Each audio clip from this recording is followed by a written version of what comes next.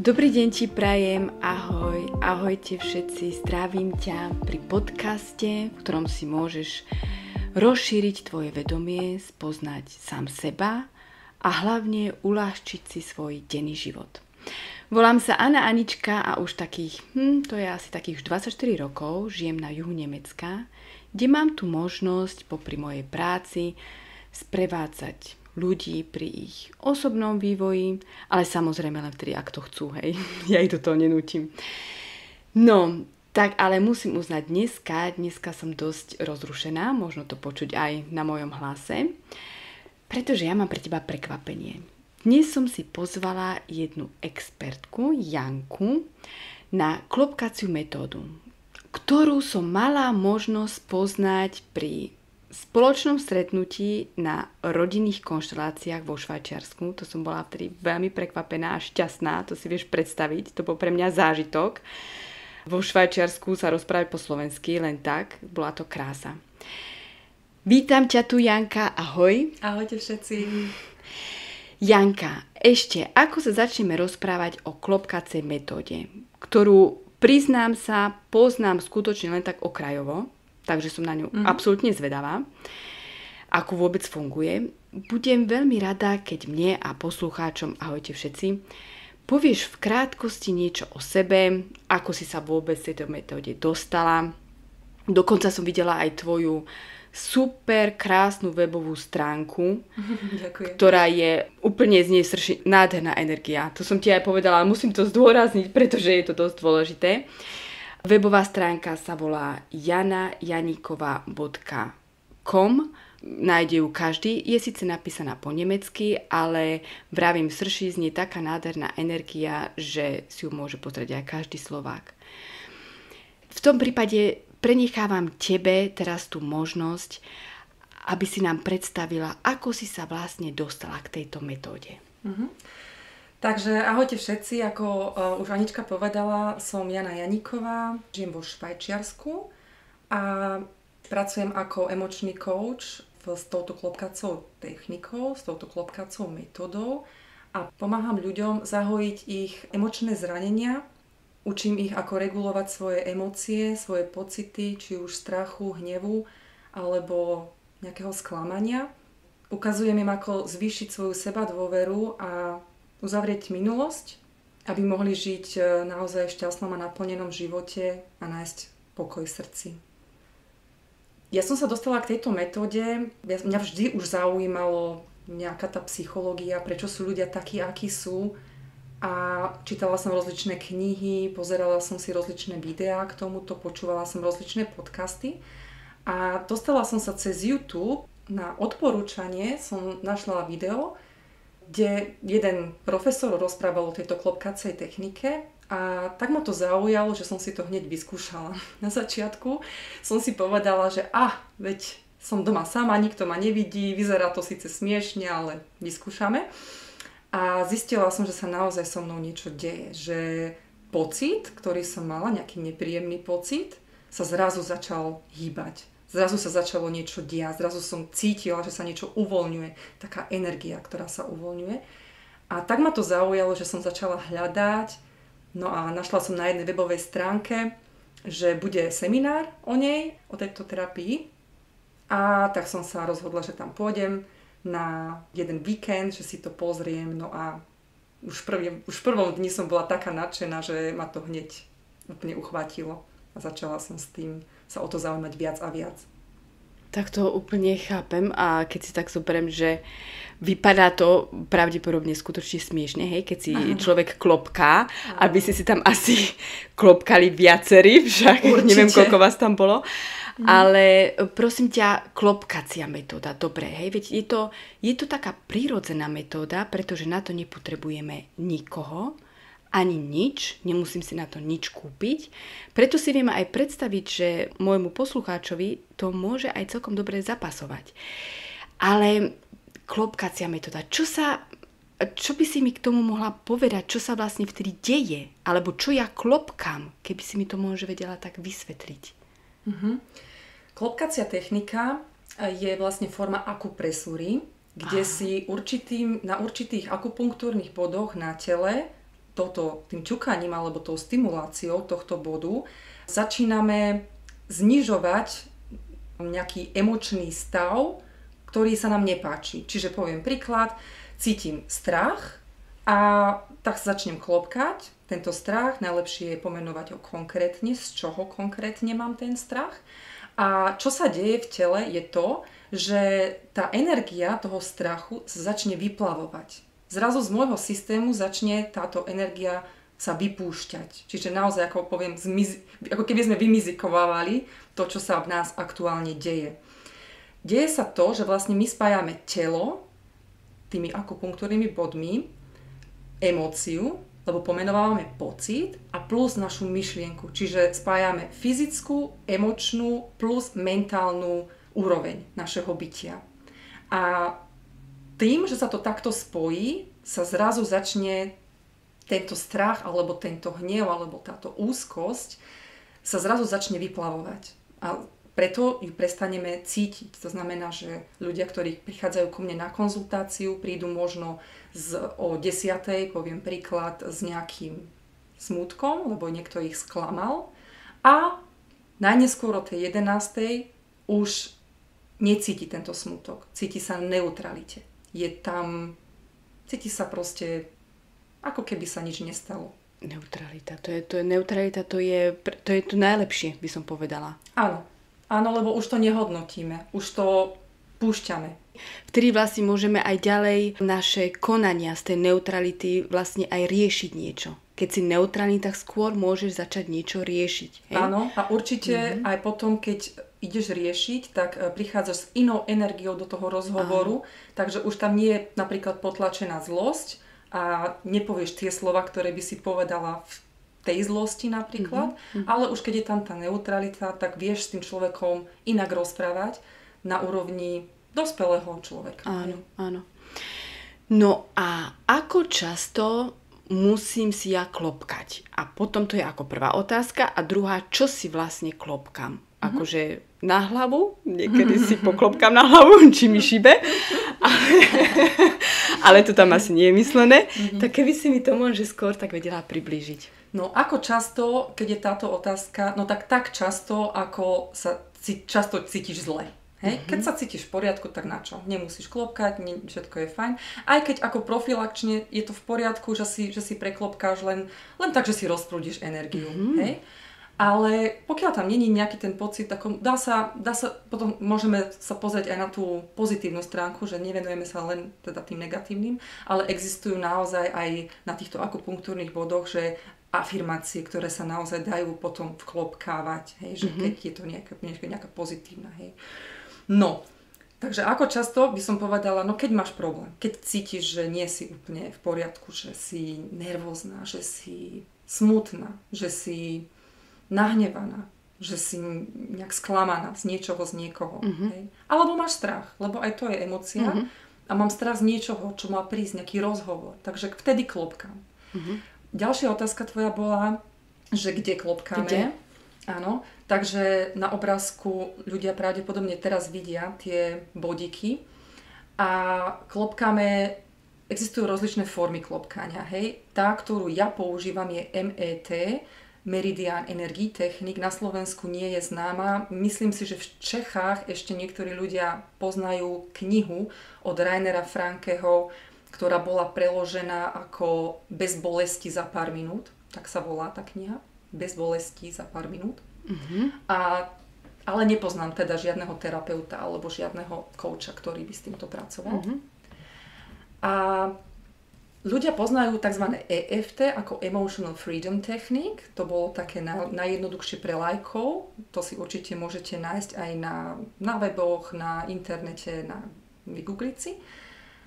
A v EFT používame 13 bodov, tých akupunktúrnych bodov, ktoré klopkáme. V MET, to je tá Meridian Energy Technik, ktorú ja používam, tam klopkáme na 6 bodov, lebo my tam vkladáme ešte tzv. Gestalt terapiu. Takže sú to iné body. Teda nie sú to iné body, ale je ich menej. No a tie bodíky vidíte na obrázku, začína sa to prvým bodíkom na začiatku obočia, druhým bodíkom na strane oka, pod okom je tretí bodík, pod nosom je štvrtý bodík, na brade je 5. bodík a potom pod kľúčnou kosťou cirka 2 cm by som povedala, tam je obličkový meridián a tam klopkáme najdlhšie. No, presne teraz sme tu. Najdlhšie klopkáme. To znamená, že ja keď začnem hore klopkať, tak klopkám ako 1, 2, 3, 4 a potom idem ďalej 1, 2, 3, 4, alebo sa to 5 krát musí klopkať? Ako často na toto klopkám? Neexistuje úplne, že jednoznačná metóda, alebo že nejaký počet tých klopkaní, tých úderov, áno, pekne si povedala. Na toto, lebo každý je individuálny, hej? Takže niekomu stačí 3x4 krát klopkať. Ja osobne odporúčam aspoň 9 krát, lebo my tam sformulujeme nejakú vetičku. A kým ja túto vetičku poviem, lebo ja klopkám a hovorím, ako som povedala, spájame aj teda telo, aj myšlienky, aj emóciu, tak ja napríklad poviem vetičku môj strach z rozhovoru so šéfom. A začínam klopkať, tak hovorím môj strach z rozhovoru so šéfom. A teraz som klopkala už asi, neviem, 9 krát, nepočítam to. A idem na ďalší bodík. Môj strach z rozhovoru so šéfom. Pri oku. Idem potom pod oko. Môj strach z rozhovoru so šéfom. Potom idem pod nos. Môj strach z rozhovoru... A takto si to opakujem a musím ale aj je dobre pozerať, čo najkonkrétnejšie. Prečo? Z čoho presne mám ten strach? Tak napríklad zmením vetičku a poviem môj strach, som stále pod nosom a poviem si môj strach, že ma šéf vyhodí. Alebo môj strach, že mi šéf nadá. Hej, že ma nejako, neviem, poníži. A idem ďalej, zase na ďalší bodík. A tak ďalej, a tak ďalej. A takto to vlastne vyklopkám celé a už som napríklad na tom obličkovom meridiáne, klopkám pod tou kľúčnou kosťou a snažím sa opakovať vetičku a hlavne, čo je dôležité, precítiť ten pocit. Že keď tam cítim ten strach, tak cítiť ho, naozaj sa ponoriť. To je vlastne úplný opak toho, čo sme sa naučili ako deti. Ako deti sme sa naučili necítiť, lebo keď plačeš, ale nemusíš plakať. Chlapci hlavne, hej. Áno, že alebo keď sme my ako dievčatá sme často nahnevané, hej, že najradšej by sme, neviem, kričali, tak proste, hej, stop, nemôžeš a my sa naučíme necítiť. A toto je presný opak, že my sa ponoríme do tých pocitov a vďaka tomu, že sa ponoríme plus ich preklopkáme, tak sa začínajú vyplavovať. Na začiatku cítime zmenu, znamená to, že po prvom kole tohto klopkania, keď už sme prešli všetkých tých 6 bodíkov, tak cítime, že tak ten strach už není taký veľký, tak už je, napríklad na začiatku si môžeme povedať, že je na skále od 0 do 10 je napríklad na 9, keď ho ohodnotím a zrazu cítim, že je na 6. Hej, že už není taký nebezpečný. A idem ďalej, poviem si, spravím si druhé kolečko. Takže to druhé kolo, presne to som tiež chcela vedieť, to znamená, ty si spravíš prvé kolo, potom môžeš si spraviť kľudne prestávku však a precítiť, ako sa cítim a potom si poviem, dobre, ešte to dám a spravíš si zase druhé kolo a s tou istou vetou si zase udieraš na tie body. Áno. A už tiež 9 krát alebo koľkokrát, to už je jedno, to už automaticky, môže to aj automaticky robíme, vieš? Že keď si hovoríme tú vetu. Určite. Na začiatku počítaš a myslíš si, že či dobre tráfim a to, ale to nie je ako akupunktúra, že tam musí ísť naozaj do presného bodu tá ihlička, my to robíme končekami prstov a tam stačí tá oblasť. Takže keď sa trafíme do tej oblasti, už je dobre.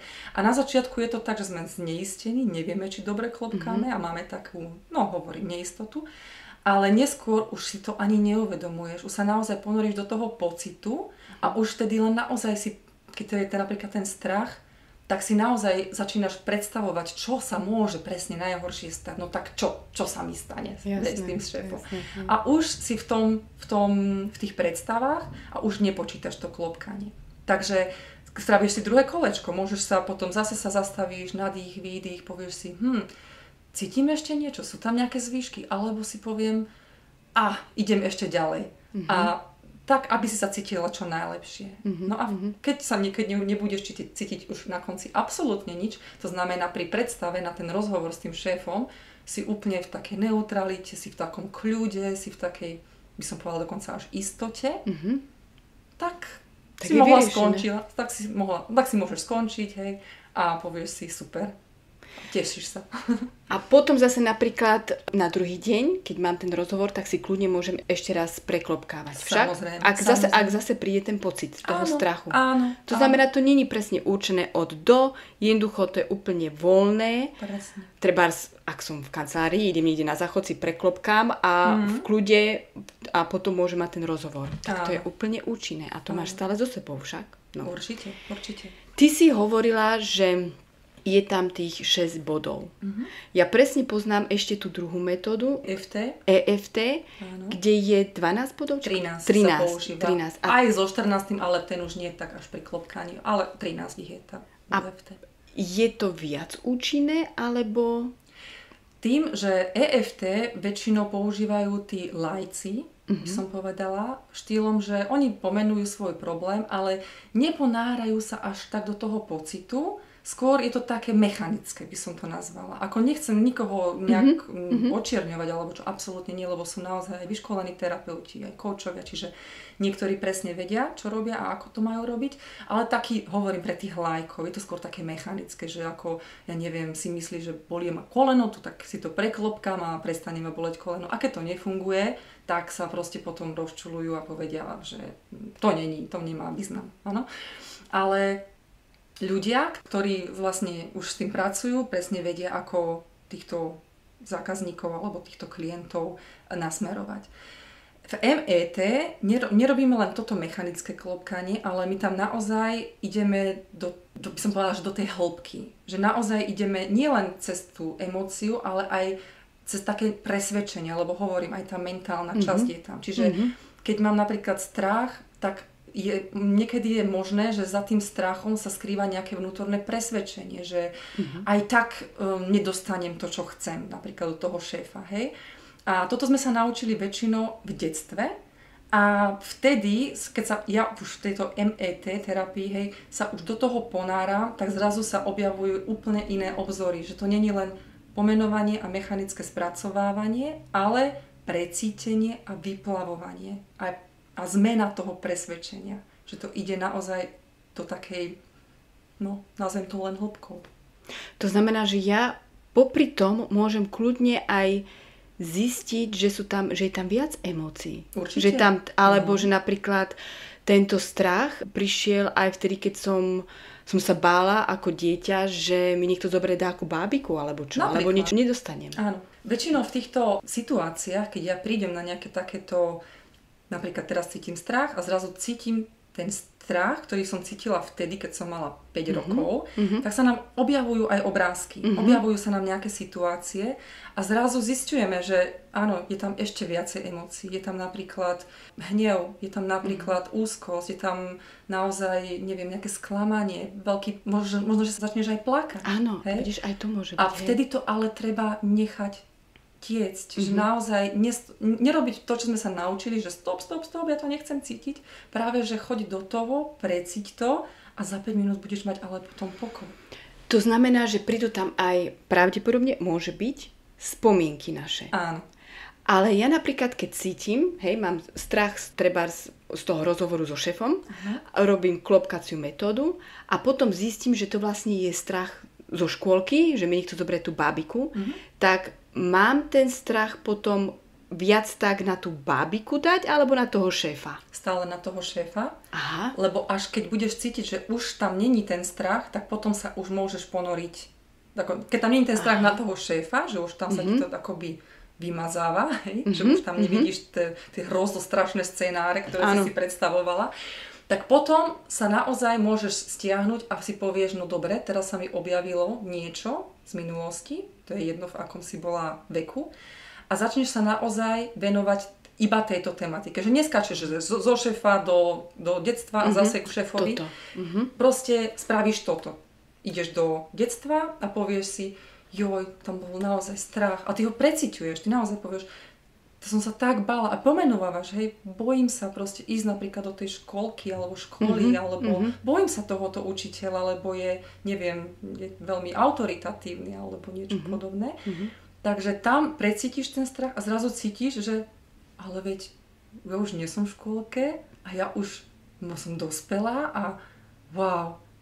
A spomenieš si zase na tú situáciu a povieš si, fúha, ja to zrazu necítim. Čo sa stalo? Je to také trošku iritujúce, lebo toto naozaj sa o tom ťažko rozpráva, ten, kto nezažil, vieš. Áno. Ale naozaj je to tak, že keď to preklopkáš a ty cítiš, že sa najlepšie, keď cítiš to na tom výdychu, lebo vtedy sa to uvoľňuje.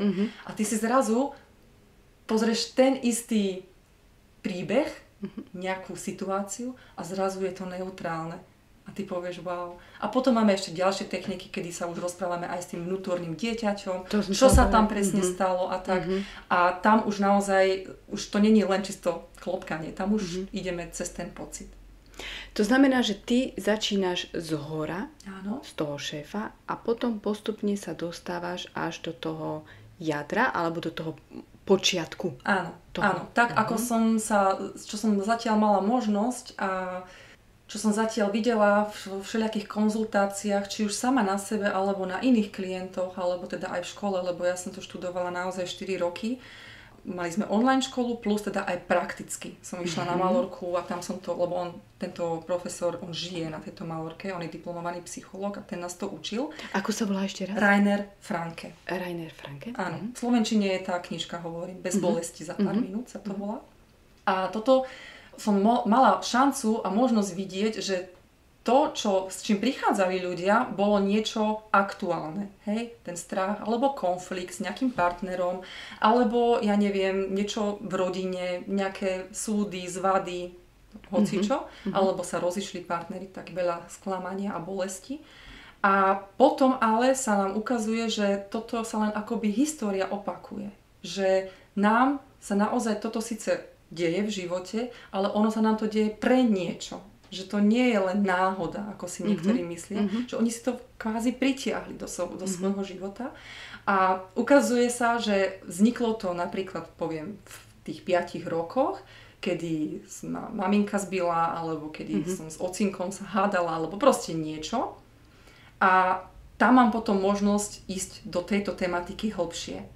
Ale hovorím, nie každému sa to ukáže, pretože niektorí ľudia by neboli pripravení urobiť to, alebo prejsť si tým sami. A je to vlastne taký obranný systém našej psychiky. Je to v poriadku. Takže presne sa nám ukazuje len to, čo sme schopní aj teraz zdieľať, alebo lepšie povedané vyriešiť. To je naše zrkadlo. Takže ty si to študovala až 4 roky.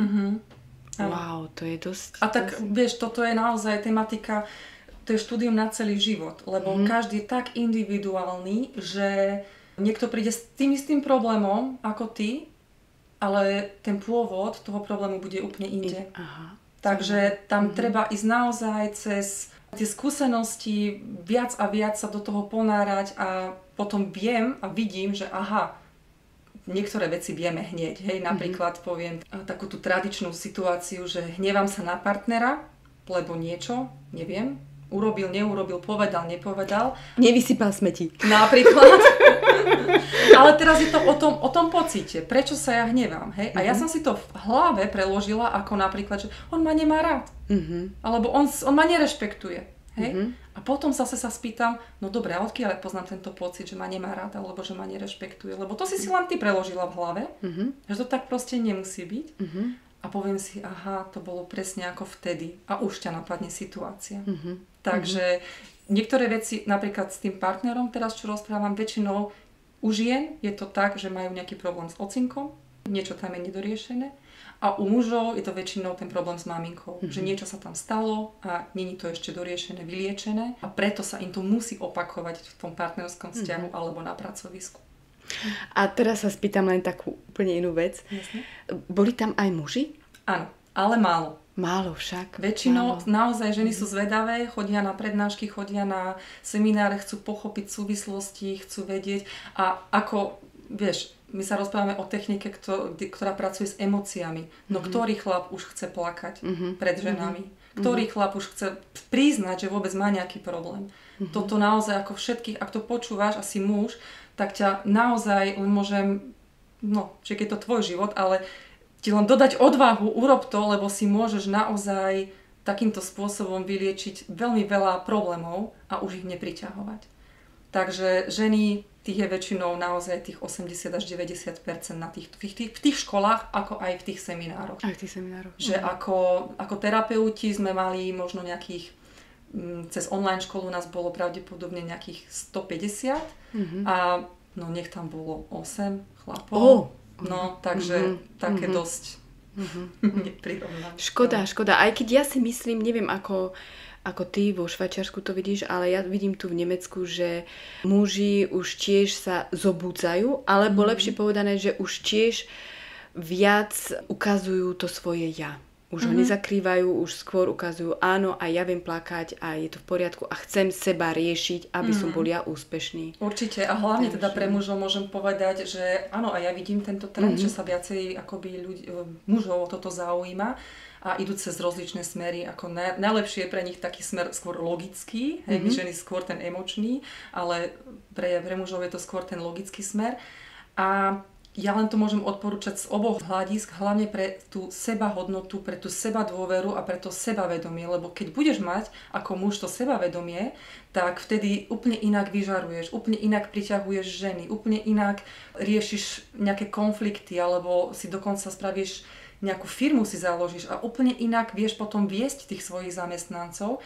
Čiže naozaj ako môžem len odporúčať, či už ženám alebo mužom, naozaj to má význam. Ja by som povedala, že si aj vysvetlila tú logickú stránku, takže myslím si, že to môže pritiahnuť aj tých mužov, táto metóda jednoznačne. No to som normálne teraz prekvapená, lebo ja som nečakala, že táto metóda je až taká účinná. Podľa toho, čo rozprávaš, poviem pravdu, že asi začnem klopkať. Ja by som navrhovala, že začneme klopkať všetci, lebo sme tu všetci však. Ale toto by som povedala, že začneme v tej druhej časti.